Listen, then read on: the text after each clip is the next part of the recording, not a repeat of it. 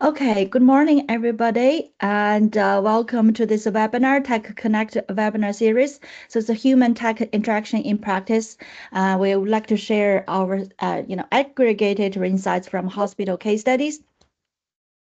So my name is Nafu. I'm the coordinator based in Trinity College Dublin, Ireland. So welcome everyone. Joined by myself are my colleagues Annette, if you wave your hand, Christopher, both of them from MDU, and also my colleagues Isis, who's managing everything behind the scene. So let's kick off. And a little bit back, first of all, I would like to give you a little bit background about the project, and then I share with you the agenda, and then we can kick off. Okay. So what about the TechConnect project? As you all imagine or you are experiencing the current digital, you can call it interruption by technology, or you can, so no matter what, we are kind of in the industry revolution 4.0 where the advanced technology come in. So when the technology becomes so intelligent, and then sometimes kind of rather than we tell a computer what to do, now we probably can get suggestions, recommendations from technology. So that technology has evolved so much, and that means as a human side, we need to build our human skills even stronger. Knowledge in the business domain, human skills like creativity, like critical thinking, and so that means humans need to evolve as well. So the core project was built on the concept of human and tech skill complementarity, where humans and technology co-evolve in a dynamic way to complement. We are not arguing that technology will we try to avoid. However, we would like to, develop human skills further to complement with advancement of technology. How do we do that? So if we move to the next slide about we work with hospital partners in 4 countries, Spain, Sweden, Netherlands, Ireland, and then we do very in-depth case studies looking into, with the technology such as robotic process, computing vision, integrated diagnosis, generative AI application in hospitals to look at how doctors, nurses, organization management team, IT professionals, and even tech providers, how we work together to get technology, achieve the purpose, and also most importantly, to see how we can develop our professional, as human skills, professional skills complement with the technology. So that's a little bit background about our project. And then next, I think we have an agenda. Oh, yes. Another key element in addition to the case study, we also run industry landscape survey. My colleague Isis already shared this QR code. We will put the link in the chat as well, so everybody can, share your own experience with the technology with us as, as a part of industry landscape survey. Thank you. So welcome, and then I hope you got a little bit understanding about our EU-funded TechConnect project. And then now I'm going to hand over to my colleague Annette from MDU to talk about the case studies. So Annette, the floor is yours. Thank you. And thank you, Na. And maybe we can also say now that if people want more information about the project, you're very welcome to visit our webpage, where you can find more information and updates about what's going on. So my name is Annette Hallin. I'm, as Na already said, from Mälardalen University, which is a university in Sweden, where I'm working together with a team of researchers in the TechConnect project. In my regular life, I'm a professor of organization and management studies. As the invite to this webinar said, we will present key insights from the case studies that we have been performing, the 12 case studies across the 4 hospitals that Na mentioned. So hopefully we will, together with you, then explore the new technologies or share the insights from what happens when new technologies are integrated into clinical workflows, and reflect aloud upon the practical challenges and enablers of human tech complementarity. So I am going to moderate a conversation together with two colleagues that I think you also see on the next slide, Anneke and Christopher. And I suppose, Anneke, you can turn your camera on. And while you do that, I will ask Christopher to say a few words about yourself. Okay, thank you, Annette. Yeah, my name is Christopher Andersson. I work together with Annette and the Swedish team in the TechConnect project. And I'm a postdoctoral researcher, also in organization studies. And my research is very much about what happens to work and what happens when we introduce digital technologies and automate work in organizations. Okay, thank you. And Anneke, please, a few words about yourself. Yes, hi everybody. I am Anneke. I am from the Dutch team, so I work at the university and the hospital in Utrecht. I am also a postdoc, and my research is focused on the impact of medical technology on healthcare workers. Thank you. So Christopher and Anneke and myself are three of the people who have been involved in the case study that we started in March, April of this year, and that we just finished last week. So then you can understand. I think that gives you an indication of the extent of our work. We have not just the three of us, but with teams from Ireland and also from Spain and additional researchers also from Sweden. We have been following these 12 cases across this time. So people have been out of the hospitals every day, pretty much full days, and looked at the interaction between technologies and people. And we're gonna engage in a conversation about what we've seen. These are the first insights. It's the first time that we share our insights outside of the project group.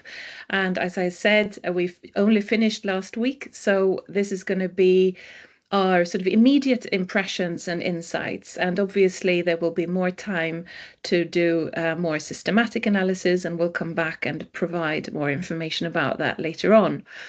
But before I engage Christopher and Anneke in a conversation here, there are three things that I would like to say. So that you have an understanding of the context of our study. First of all, the 12 cases that we have studied, each of them center around a particular digital technology. And in various ways, these digital technologies involves different groups of professional medical practitioners, and as Na said, also other groups of staff at the hospitals. Now, we chose these cases carefully to represent a range of different types of technologies. You saw in a previous slide, you saw four categories of technologies. And I want to my first point is that I want to really emphasize that the aim with this project is not to evaluate particular technologies. It's not to evaluate work processes or the work of particular individual departments or professionals. The cases have been chosen to be representative in a way that will help us draw analytical generalizable conclusions. So that's the first thing I want to say, that our aim is not to evaluate, but to understand. And this leads us to our second point, which is that human tech interactions in practice is not simply about the interaction between a single user and a single technology. Human tech interactions in organizations, and I'm sure that you understand this when you think about it, takes place in a complex system of individuals, teams, departments, and also multiple technologies. So to understand human tech interaction beyond the particular interaction of one individual and one technology, we need to pay attention to all aspects of this system. So when a technology is used, for instance, in a clinical workflow, it is, of course, used in the work of a particular individual to perform a particular task, but that task can also be understood in the context of the work of the team and of the department. And this means that the introduction of a technology to perform a particular task has ripple effects on the work performed by the team, by the department, and by the organization as a whole. So the TechConnect project aims at understanding human-tech interaction from a systems perspective, and to take all of these levels into account that exist in the organization. And this is also one thing that makes our project different compared to other research and previous research. There has been a lot of research on human-computer interaction. HCI is even a discipline or an area of study in itself. But we tried to take this a bit further. And it's actually because of this that we have chose the research design where we have spent this much time in the organizations that, as I mentioned, from March, April until the end of October, observing, taking notes, talking to people, doing interviews, so that we understand the whole context of technology use. And then finally, so in addition to emphasizing that we're not evaluating and really driving the point that we have a systems perspective, my third point, and here you might have a chance to learn a new word, is because I want to introduce to you the concept of the affordance gap. Now, this is a key concept, and it might be difficult to follow the conversation. So if you are now already falling asleep in our webinar, now is the time to listen so that you understand the rest of the conversation. Because this is another sort of premise of our work, that we think that in order to understand human-tech interaction in practice, you need to look at what we call the affordance gap. Now, this is a concept describing the difference between the intentions that were behind the introduction of the technology into the organization when it was procured or developed or implemented, the intentions of how the technology was supposed to operate, what it was supposed to deliver, what the technology was supposed to afford, compared to what the technology actually affords when it is being used in daily work. That is what we call the affordance gap. So it's the gap between what we intended and what the technology actually does when it's being used. It's by understanding the affordance gap that we can also understand how this gap can be closed. And again, this drives me back to my very first point, that the point is not to evaluate all the mistakes that might have been done or the flaws of the technology. The point is, with the affordance gap, is to understand how can this be closed, and what can we learn from this more generally, so that we later on in the project can develop an index that can help practitioners, decision makers, policy makers, and others choose technologies and carefully for their particular organization. And understand the potential complementarity. So, with this brief introduction to the case and the research, to the casework we've done, the research we've done so far, I will now turn to you, Christopher and Anneke, and let's start with the concept that I just introduced, the concept of the affordance gap. So, the gap between what the technology was intended to do, or to deliver, to afford, and what it actually delivers or does when it's being used in daily work. And I'll start with an open question. Have you seen any affordance gaps in any of the research that we have performed so far? Christopher, please. Yeah, thank you. And indeed, we have seen affordance gaps.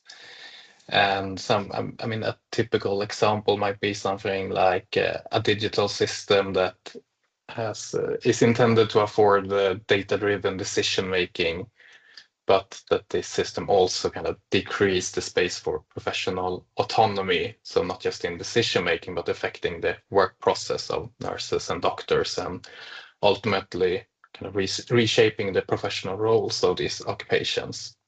And I think these kind of multi-level tensions are central to understanding the impact that digital technologies have. But I would also like to kind of emphasize that it would be very surprising and strange if we found that there weren't any affordance gap. And so what I mean by that is that with any type of change, it never really turns out exactly like we intend, and that's perfectly normal. And that doesn't mean that somebody has made a bad decision or that the staff are sabotaging or resisting the change just because they are too Luddite or something like that. It just means that introducing advanced digital technologies, and especially in such kind of complex settings and organizations such as healthcare providers and hospitals are, it will have a lot of ripple effects. And I think we also need to keep in mind that technological change tends to move at a different pace and tempo than social change.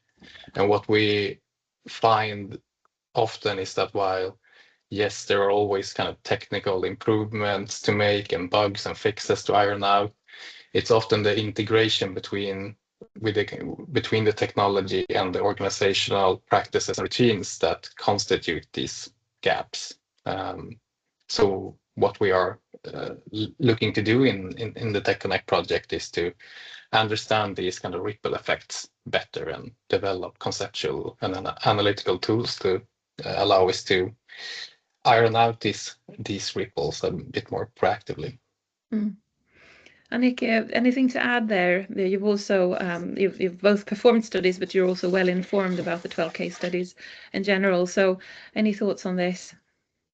Yes, to tie in on what Christopher mentioned on the multi-level impacts that we have seen in all the case studies, and also the speed of technological change and social change. I think we've seen in several cases that sometimes the technology might work very well on, for example, a management level where it gives the staff a lot of insights in what is actually happening in their departments, but that perhaps on a more task level, new technologies can sometimes interfere with what people see as their professional identity.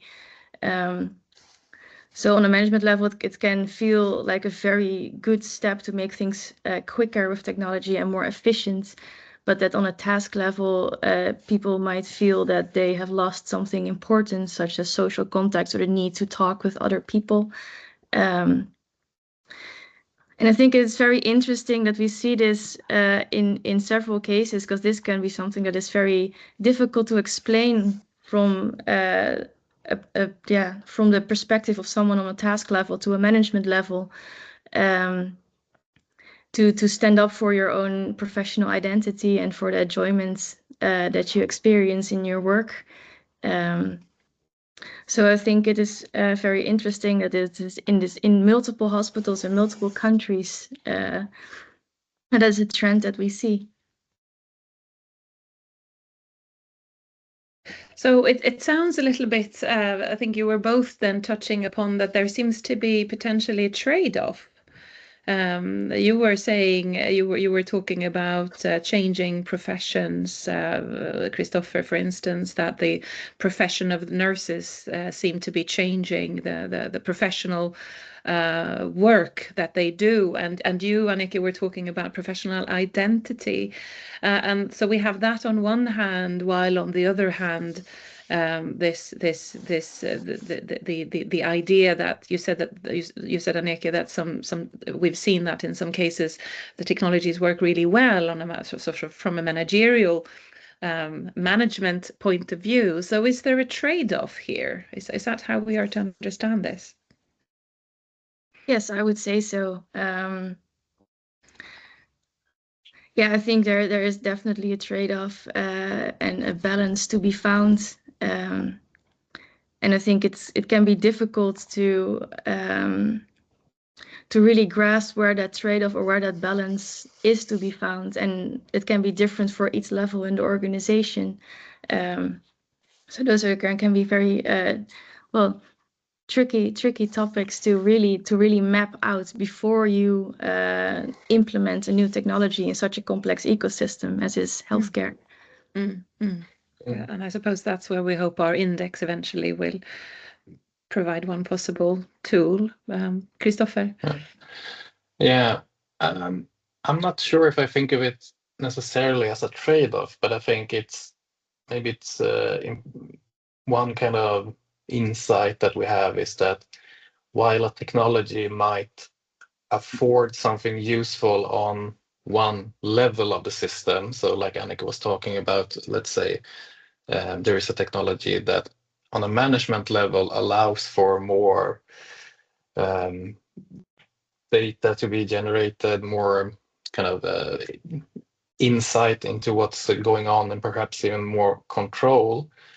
That technology might be used in practice at the kind of task level and out here in a more operational sense by, let's say, nurses. And for them, these affordances aren't very useful, and it might be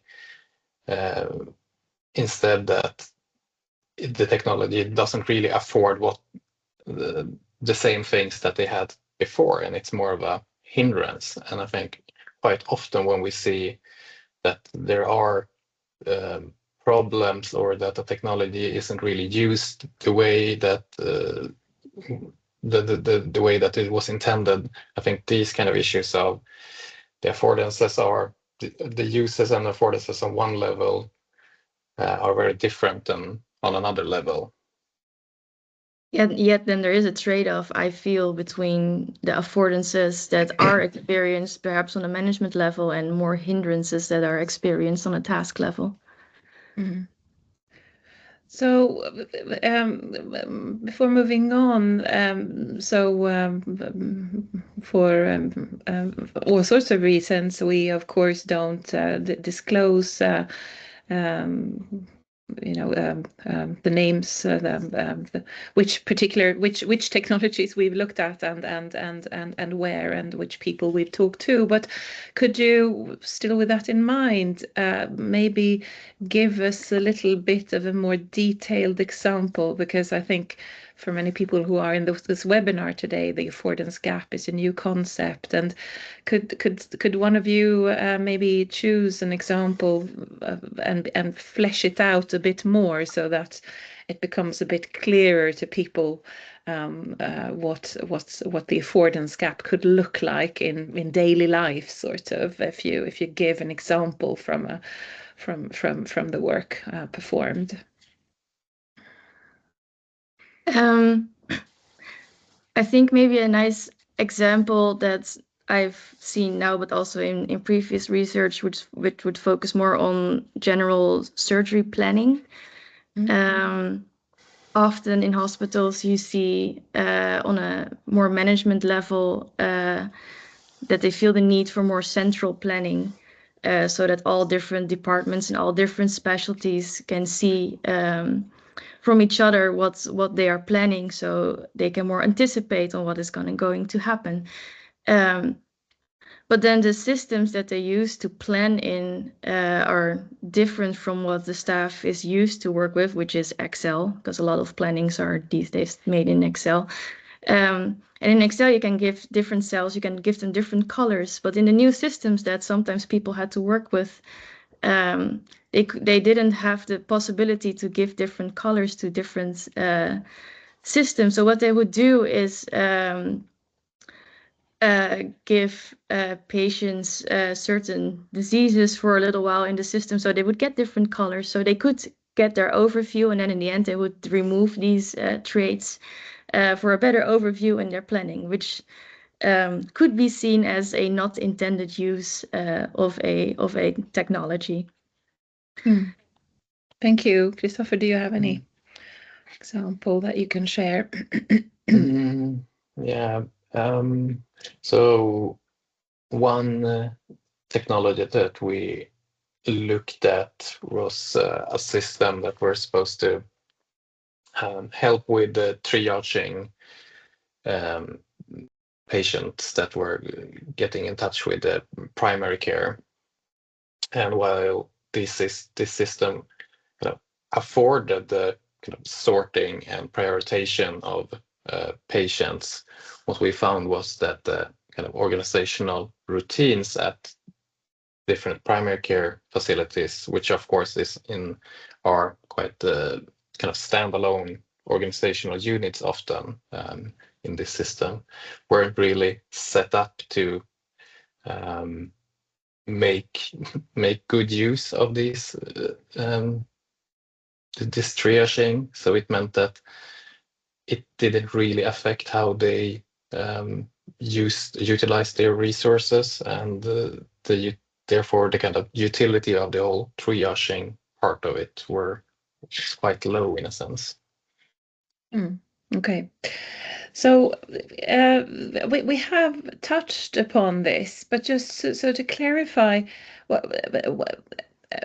what is the problem with the affordance gaps? I mean, what is we talked a little about trade-offs, and we touched upon sort of professional identity, but could there be other issues with the when there is a gap between what was intended and what the technology actually results in when it's in daily use?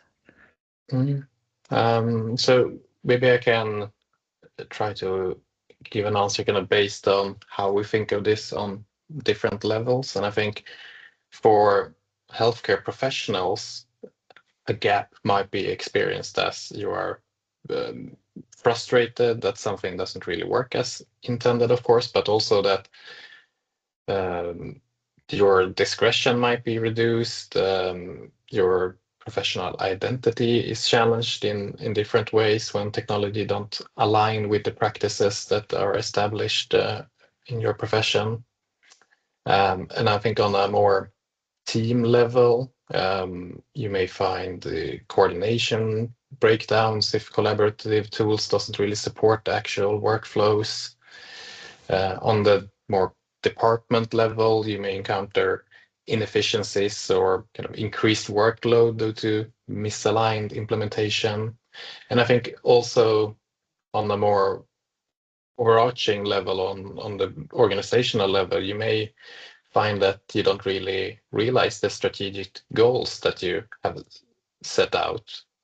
So for example, if the hospital is interested in more data-driven decision-making, if the technologies aren't integrated holistically, then these kind of organizational ambitions aren't really fulfilled. But do you think that there might even be a risk that there will be of a skewed focus on data away from care? If one takes it to the extreme.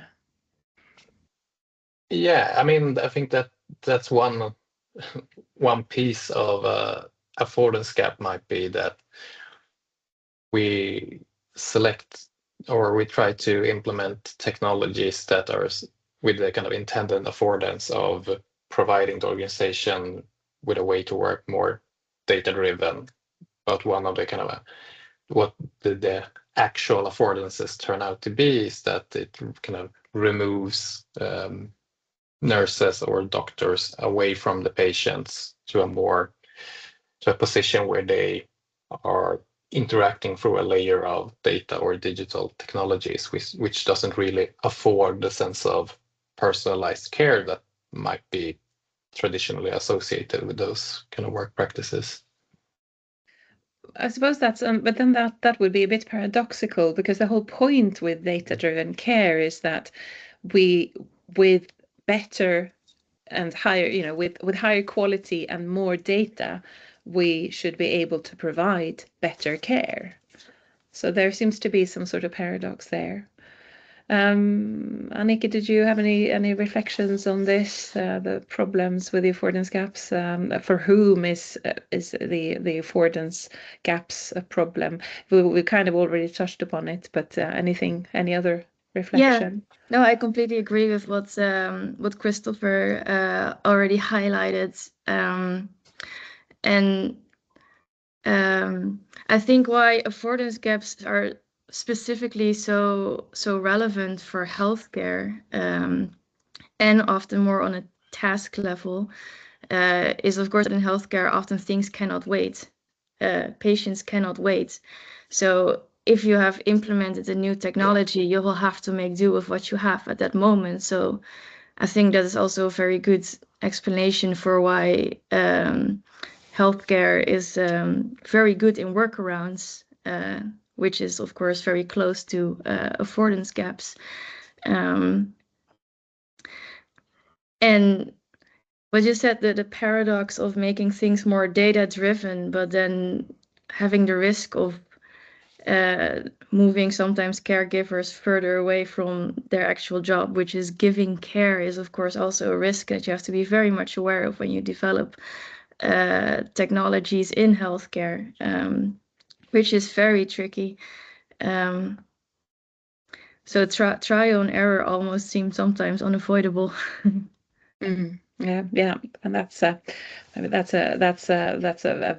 very interesting project in itself. That the sort of innovating, the innovation, innovating and performing innovation in the healthcare context.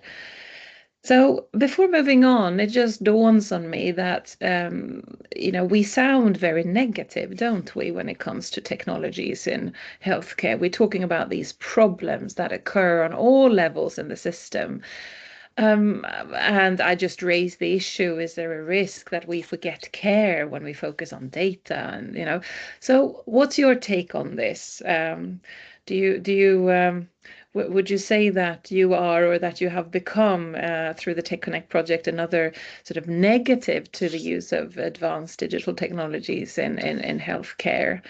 Or should we amend that conclusion a little bit, that image that might have been created through the conversation so far? Yeah. We just seem to be talking about the problems. Yeah. If I can start, I mean, I think it's a very good question to raise, because of course, just because there is as we now in our kind of academic parlance called affordance gap, it doesn't mean that is negative in any by definition, and it's not that the intentions of a technology are often, or it's, I mean, there isn't anything to say that those are the best uses that one can think of. So I think in some cases we see that there are quite straightforward bonus affordances. So one communication platform that we looked at that enables a chat between primary care providers and patients. The kind of the primary intent of this technology was to kind of make primary care more accessible and use resources more efficiently. And while we see that there are a lot of kind of organizational constraints that kind of makes that intent not really fulfilled, so to say, one kind of function of the chat that wasn't really something that was talked about a lot when procuring or introducing this, but that patients can also attach images when they are in contact through the chat. So for the nurses that worked with this, they thought that this was a great improvement, and they really like this function because it enables them to make a better assessment of the patients. So we see that there are affordance gap, but it's not by definition a bad thing. And So an affordance, so the affordance gaps are not necessarily always problematic. Yeah, no. Sorry, Annika.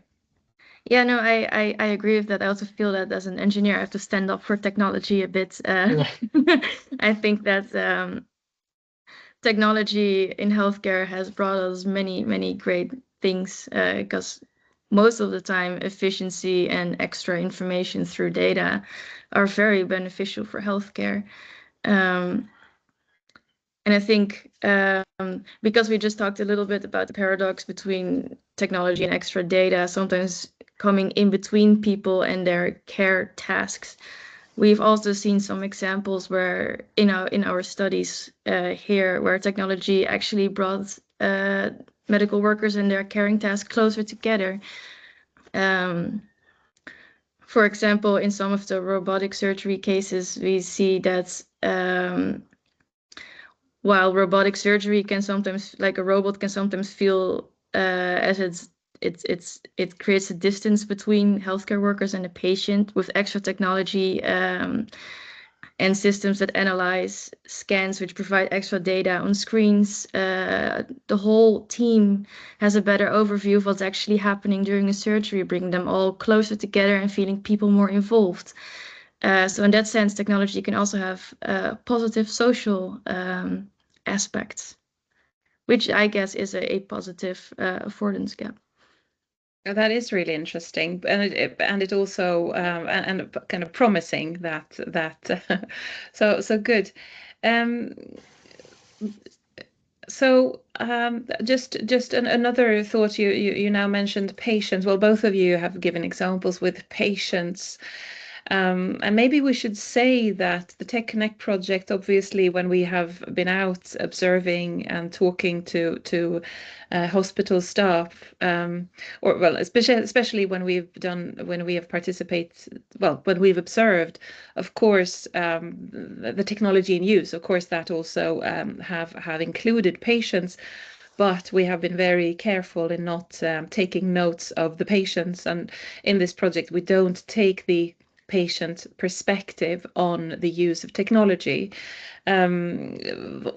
both because it would be then it would be a much larger project, and it would sort of be impossible to include that perspective and ending up with something that would be useful within the time and resources we have, but also because it's a very different process ethically. We would have to go through different ethics clearance processes. Then that was sort of, so that falls outside of the scope of the TechConnect project. And having said that, if you were to speculate a little bit, what would be in a different project? What would be what are the questions that we could potentially understand, or what could we see? What would be the benefit of having in a different project looking at this from the patient's point of view? What would be the things that could be explored if you were to speculate a bit before moving on to firmer ground? And I'm going to ask you more questions related to what we actually have done. But I just wanted to raise this because to sort of really clarify that we haven't looked at this, so we're talking about the benefits and the pros and cons with the affordance gap. But we haven't looked at it from the patient's point of view. Yeah, I can just say briefly that, I mean, of course, the patients are really key and important to everything that's going on in healthcare. All the work that is done is, of course, for ultimately the benefit of the patients. And every technology that we find in a healthcare setting can, of course, in some sense, be connected to that overarching aim and goal of making things better for the patients in some way. So it's kind of an obvious statement, but I think, of course, it would be really interesting to take their perspective also. And they are, in some cases, also the kind of actual users of the technology, even though we think of these technologies being used to accomplish some kind of work within healthcare. Yeah. So, for instance, we do have a case. I'm thinking now of where physiotherapists and occupational therapists use VR glasses, I think it is, to perform work on patients. So that's a very good example of the users being in, of course, patients, but we see the users as the physiotherapists and occupational therapists. Okay, so let's not speculate. Let's go back to talking about what we actually have done. So when the affordance gaps are problematic, what are the solutions? What needs to be done and what can be done? Yeah, that is of course the question that we would all want to have answered. Which I think that's I doubt there's one clear answer to that. But the feeling I have based on all the cases that we now have investigated is that from the start, at the development stage, being very aware of the different levels in the ecosystem, so department level, task level, organizational level, when you want to implement a new technology is crucial, to be aware of the possible affordance gaps that you could encounter. To get, of course, in the end, there will always be some surprises, but to minimize the surprises that you encounter when you introduce basically a new player, new technical player in such an ecosystem where the people have to collaborate with. Thank you, Christopher. Yeah, no, I think, I mean, some of the kind of preliminary implications of this is that they kind of need to adopt a more kind of holistic approach to technology procurement and implementation, and kind of engage end users early. I saw some comment in the chat about the kind of level of co-creation, and I think that's also one of these inputs that allows us to take these more systemic factors into account. And having said that, though, I think at the same time we need to kind of acknowledge the need to balance this kind of holistic planning with the need for kind of practical execution. And I think, and this is my personal opinion, but I think that especially if we think of this in the context of European competitiveness and productivity, there is a tendency sometimes to get mired down by thinking too hard about the process of something, and we're very good at designing rational processes that allow for all manner of inputs and deliberation and so on. And we come to the conclusion that if only these processes were better or more stringently followed, the results would be better. But I think in many cases, though, and this is true for healthcare organizations as well, we need to kind of learn to live with and adapt to the technologies that are introduced and that we receive, even if they are not perfect. And I think that requires a mindset of flexibility and continuous learning and adaptability. And I think ultimately it also requires the courage to be and the culture of that allows for kind of decisiveness and kind of doing, testing, adapting. I think those aspects are very important. Yeah, I agree with that. I think the courage to be willing to try something new. I think to create a culture which harbors that, I think co-creation, as was mentioned before, is very important. Otherwise, it seems almost impossible to uncover what people see, for example, as their professional identities, and what you change in their professional identities and what they would miss. Because in the end, efficiency is not everything people are looking for in their work. And that is very hard to grasp or to predict from behind the desk. So co-creating, I think, is very important also to create trust. I'm seeing that the trust and confidence from the people that have to work with this technology. But so I mean, yeah, so you're saying what you're saying, so you're pointing to sort of the social aspects of And I suppose involving people in co-creation processes when it comes to customizing technologies or even developing technologies anew, sort of from scratch, that's important. At the same time, you, Christopher, then talking about the importance of not having too rigid, to not believing too strongly in the rational processes, because things happen, and it's very important to be able to be agile. But what do you say? I mean, people,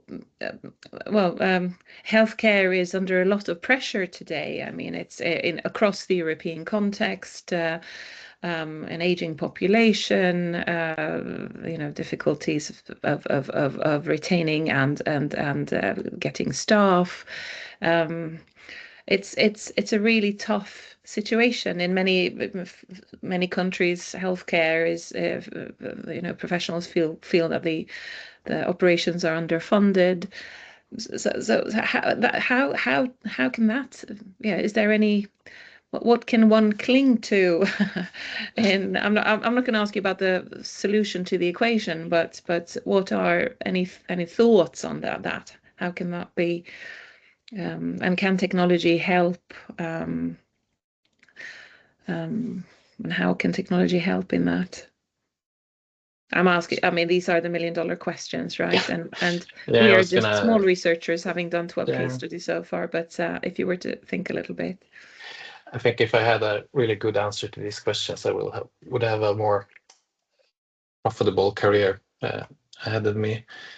No, but I think, of course, we need to kind of acknowledge that healthcare in particular are really complex environments for any type of change. We have strong professional identities. We have deeply embedded and important ethical standards, strict legal and regulatory frameworks, and all of these, and then just the kind of sheer size of these systems and organizations. I think in most European countries, kind of the healthcare providers are really some of the largest employers as well. So these are big, very complex systems and organizations. So change of any kind will always be very hard and difficult as a proposition.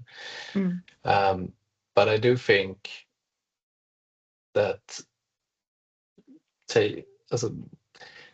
taking into account, or maybe from a management perspective at least, there needs to be somewhat more kind of follow through in terms of having a period of openness to adapt routines and organizational structures or arrangements around what we are trying to achieve with this new technology, and not focus too much on just here is a technology and this is going to be used over here and now figure it out and use it and don't change anything else. I mean, I think there needs to be a bit more recognition of the need to follow through with adapting the organization as well. Yeah, I agree. Another issue. Yeah, sorry. Oh, sorry. Yeah, I agree with that. That's also implementation is a sport in itself, and it's. I also agree with Annette that healthcare is under immense pressure right now, and in healthcare the stakes are high. Responsibilities are also high. You're responsible for people's lives, so often from like the more technical background I come from, people sometimes complain that people are so hesitant to accept new technologies and to trust new technologies. But then if you look from the perspective from the hospital with the budget constraints and the use responsibilities that these people have, a very, very careful co-creation process seems crucial for trust and for a willingness to change. What change they need? I mean, healthcare needs all the help it can get, and technology seems like a good option, but with care. So speaking of trust, there has been a comment in the chat, which I suppose in our theoretical terms the comment is about the affordance gap between the doctors and the patients, I suppose one could say. So on the one hand, this comment is about for instance, doctors seeing the need of saving time, whereas patients, they want to keep things private and, of course, accurate. So what are your thoughts? The question here is, how difficult is it to develop solutions to encompass these different, that take different viewpoints into account? I think this kind of relates back to the question we had about trade-offs earlier. Does will a technological solution always speak to one stakeholder more than to another? Thank you. Annette, can I jump in there? Yeah. Great. Okay, thank you. This is a really, really engaging, lovely discussion. So just come to the different stakeholders. There's also, you talk about affordance gaps. So for us, we have been trying to do a lot of stakeholder engagement. I think the communication is really important. How doctors, and nurses would have time, or organization management team would have time to communicate with the different stakeholders. I think that's really important. Communication is not just putting announcement and everybody got the point. I think it's through the frequent, accurate, and timely, and I think frequency communication is really important. Also, we are in a very diverse, demographic profile population. So I think a different format of communication is also important. And for our project, I think we are really into that, how to make things better. And, our hospital partners and beyond, they're all working so hard and so engaged. As researchers, I think our project can contribute. It's a great pleasure to be able to contribute to the discussion. And we also will involve tech partners, technological providers. This is the difference between our project, previous projects, is that we really engage all different stakeholders. We also have a budget for tech partners to make changes. So to co-create with the professional doctors, nurses to improve the technology as well. Just conscious a little bit of time, and thank you so much, everyone. Yeah. So I'm wrapping up sort of in 3 minutes, but I would like to I'd like to Christopher and Annika, if you had any comments on this, and then there is also another question in the chat that I think we should address. Did you have anything to add to this, Christopher, or shall we move on to another question that somebody? You can move on to the questions in the chat. Yeah, because I was somebody asked here if we encountered the fear of failure as an inhibitor. Have we seen this across any of in any of the cases that fear of failure inhibits use or implementation? Yes. Sorry, Christopher, I can. No, then you could go on. I think the short answer for me is also be yes. Brief, please. Brief. Yeah. I think I've seen fear of failure in twofold. One, failure when trying a new technology, that you have to trust it, and a fear that it might not work. And the other side, fear of failure, is having to use a new technology and being worried that you won't be able to use the technology, and then feel like you're slacking, or not, that you all of a sudden need new skill sets to do the same job that you've been doing for years. I think those are the two types of failures that I observed. Well, thank you very much. It's time for us to wrap up, and I'm going to soon hand over the floor back to Na to finish the last 5 minutes.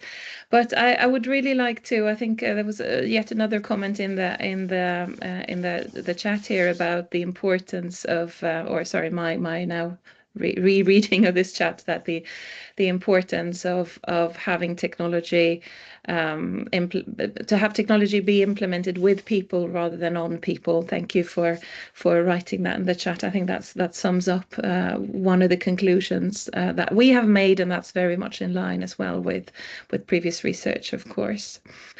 Okay, thank you very much, Christopher and Annika, for sharing and discussing with us.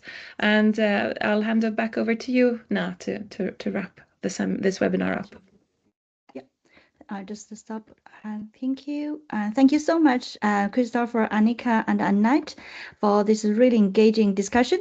So we come to the very end of this webinar. I hope you found it really helpful. And if you have any questions or any recommendations from different point view, and please do contact us on LinkedIn and also on our website as well. So the last thing I want to show you is we are going to yes. Sorry, thank you. Thank you so much, Isis. So we're going to have upcoming events. So as we said, frequent communication is not just once off. So we have another event coming is look at the skills gaps and the perceptions about, what are the real skills we need to develop. At the beginning, we talk about human skills, technological skills, and also the tech adoption is not just about tech, people about perceptions, about experience and mindset. So we will talk more based on our industry landscape survey to see how employees perceive it, how managers perceive it from different industries. So if you have interest, please scan the QR code. Also, my dear colleague Isis already put the link if you want to register for our upcoming events on the 19th of November. So on behalf of all the TechConnect project team, thank you so much, everyone. Wish you have a lovely day. Thank you, everyone. Thank you. And do reach out to us if you have any more questions. Thank you. Bye-bye. Thank you so much. Bye-bye.